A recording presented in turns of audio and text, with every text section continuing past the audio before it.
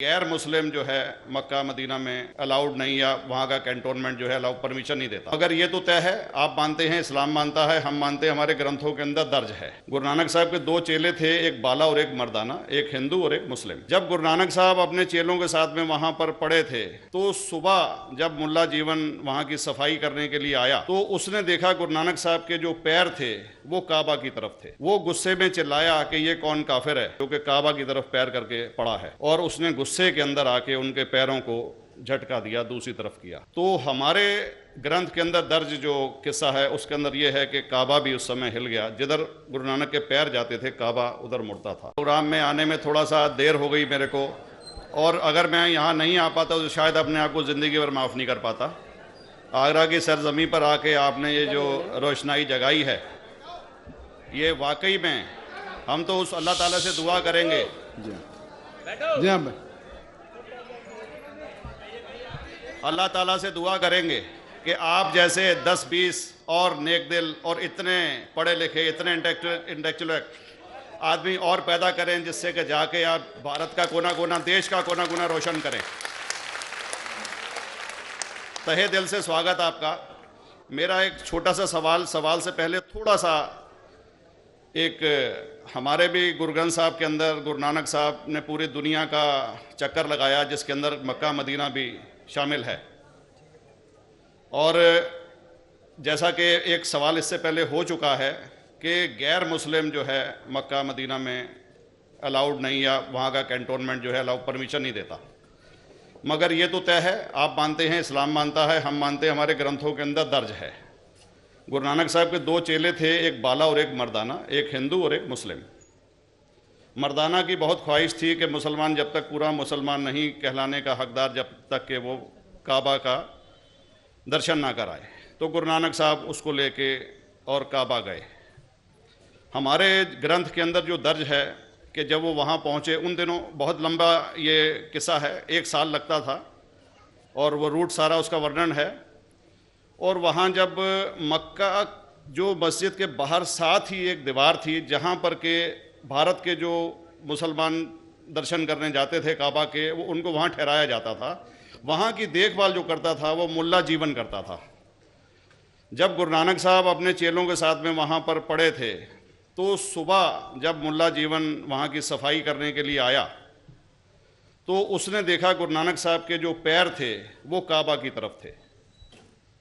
वो गुस्से में चिल्लाया कि ये कौन काफिर है जो कि काबा की तरफ पैर करके पड़ा है, और उसने गुस्से के अंदर आके उनके पैरों को झटका दिया, दूसरी तरफ किया। तो हमारे ग्रंथ के अंदर दर्ज जो किस्सा है उसके अंदर यह है कि काबा भी उस समय हिल गया, जिधर गुरु नानक के पैर जाते थे काबा उधर मुड़ता था। तो वो ज़ोर से चिल्लाया, ये कोई हज़रत है, ये कोई औलिया है। तो उस समय के जो काजी थे, मक्का के काजी रुकनदीन साहब थे, और शाह शरफ, कई हस्तियों के नाम हैं उसमें। तो मैं ये जानना चाहता हूँ कि ये वर्जन को आप मतलब एग्री करते हैं, और करते हैं तो इसका हमारे मुस्लिम ग्रंथों के अंदर किस तरीके से उल्लेख है, ये कृपया बताएं। भाई साहब ने एक सवाल पूछा अपने गुरु ग्रंथ साहिब के मुतालिक, और अल्हम्दुलिल्लाह मैं भी गुरु ग्रंथ साहिब पढ़ चुका हूँ। और जिस तरीके से, क्योंकि वक्त मुख्तसर सा होने की वजह से मुझे वक्त नहीं मिला कि गुरु ग्रंथ को भी कोट करूँ। आपका सवाल का जवाब देने के पहले मैं आपसे ज़्यादा चाहूँगा कि इवन गुरु ग्रंथ की किताब पढ़ेंगे आप, ग्रंथ जिसे आदि ग्रंथ कहते हैं, और कोई सिख से पूछेंगे कि खुदा का तसव्वुर क्या है, सबसे बेहतरीन जवाब कोई सिख दे सकेगा वो आपको कोट करेंगे जापू जी, जो गुरु ग्रंथ साहिब आदि ग्रंथ के सबसे पहले चैप्टर है, सबसे पहला श्लोक, जिसके कहते हैं जापू जी।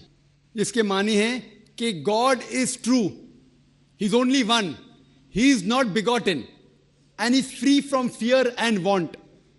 क्योंकि मैंने अंग्रेजी में पढ़ा हूं इसलिए मैं अंग्रेजी में उसे कह रहा हूं कि खुदा एक ही है, वो हक है, और वो ना किसी को जना है ना किसी को जनेगा, और वो इमॉर्टल है, ना कभी मर सकता है।